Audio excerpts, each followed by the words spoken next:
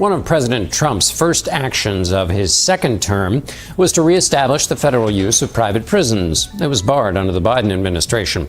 The largest operator in the U.S., CoreCivic, could be one of the biggest beneficiaries of the new federal contracts. In tonight's In Depth, CBS's Skylar Henry reports on the company's safety record. 39-year-old Matthew Vogel was finishing up a 6-month stint for a parole violation at a CoreCivic-run prison in Tennessee, when the day before his release, he was beaten to death allegedly by his cellmate, a man serving 3 life sentences for murder. And he had a big heart, very emotional. Maria Googe is his mother. What questions do you still have? Who dropped the ball?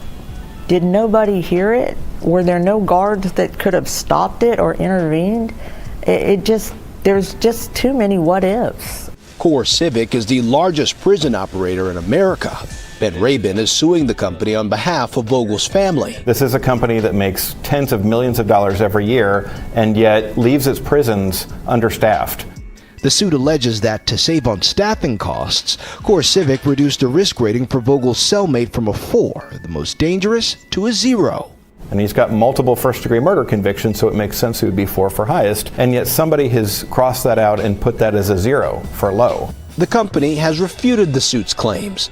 CoreCivic advisor Steve Conry, who CoreCivic referred us to, said its prisons are properly staffed. If an inmate dies under CoreCivic supervision, is that considered a failure?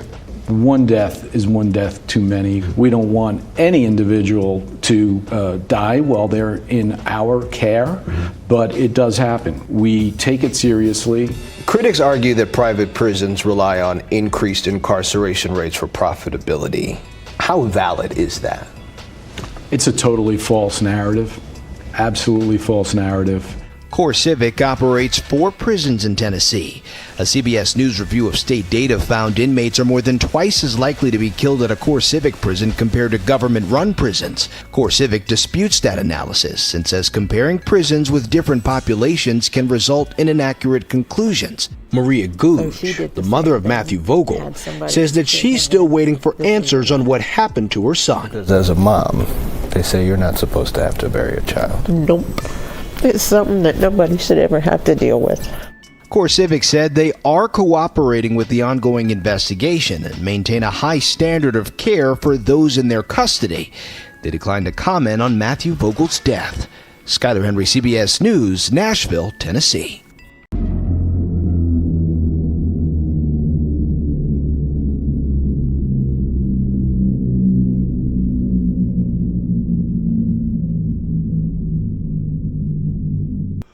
What up, folks? It's Trails, and we're back with another one.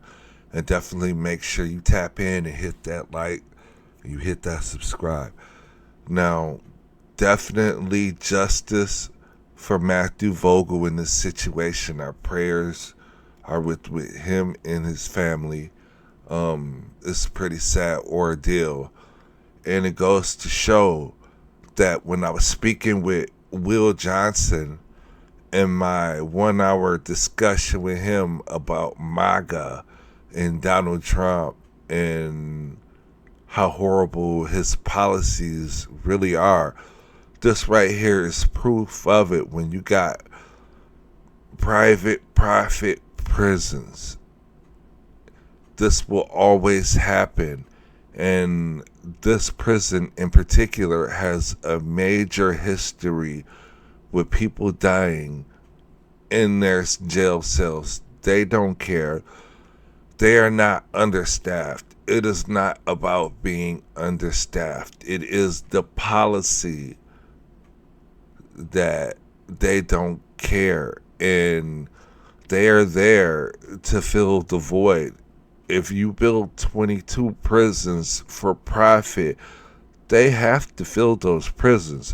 And that's one of the things that when I was speaking with him in our interview, I was telling him about how the government finances criminality. If you took away the aspect of the government to financially capitalize off of criminality, you would find that there is no crime occurring in the country.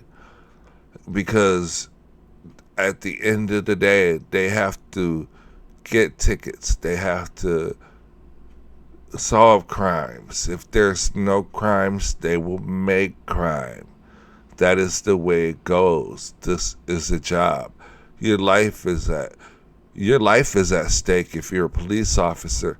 Imagine a police officer in the world where there's nothing to police.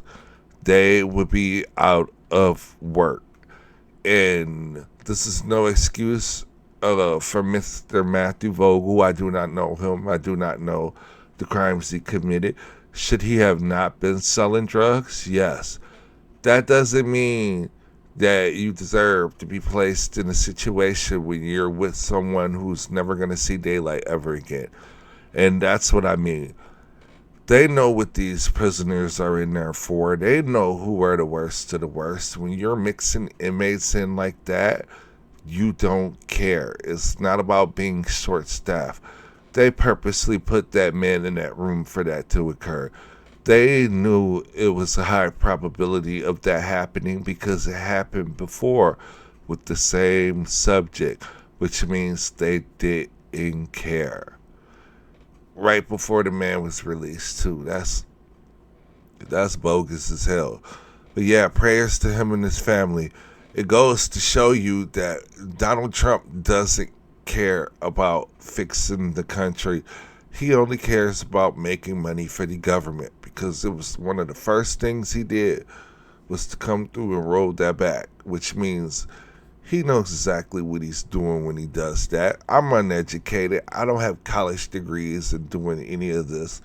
If I could see this, you could see this, which means he sees this, which means everyone around him sees this, which means they are all in cahoots with this. America is just running rampant with crime and we need to get these criminals out of here. All of that is a justification when they're the criminals. You get what I'm saying? And everyone in the world is a criminal. The only thing that separates someone from being a criminal or not is if you get caught in the act of criminality at the time of it. If you get away with it. I mean, are you a criminal? That's what you look at. And that's why this is nothing more than judicial Farmville for financial gain. Because not only do you get government incentives for detaining these subjects, you also get the labor aspect. Now you get to charge them 50 cents an hour, $1 an hour to pump out $24, $25, $28 an hour work that you get to put out into the economy and also capitalize on. So you get multiple ways to make money off of these subjects while also feeding them as less possible to keep them alive, as less nutrients. You got the nutrients calculated to a T. It's just enough to keep you alive. And then, hell, who knows? It may be you one day who gets a DUI or something, and they throw you in there with me, or they throw you in there with the lifer, someone who ain't ever gonna get out. What the hell? Someone who ain't ever gonna get out. What you gonna do? You gonna end up dead like dude right here, and guess what? That dude, he was never getting out anyways. He's gonna go to solitary confinement for about 3-4 months, be right back out, and they're gonna put another guy in the room with them again because they can't afford to give him his own room. Hell, that's a waste of money. Why would you do that? We need more space for your ass. If we gave him one room, there's not enough room for you. And that's what people don't understand and look at. It's not about, crime rampant and all that. It's all about tricking folks into believing that so they money. And at the end of the day, when you incentivize private prisons, it's proof. What do you say about this? Let me know in the comments, but definitely make sure you hit that like and you hit that subscribe. hopefully Mr. Vocal here can get some type of justice, or his family at least, because we know he won't, because even if he was alive to fight this headless, 8-headed hydra that we got known as the American government, there's nothing you can do about it. It's an entity set in stone to forever imprison you and imprison me. And guess what? The kids you bring into this world gonna have to bow down to it too. So it ain't gonna be just you dealing with it. But anyways, that's it for this one. Like always, you know what that means. Deuces.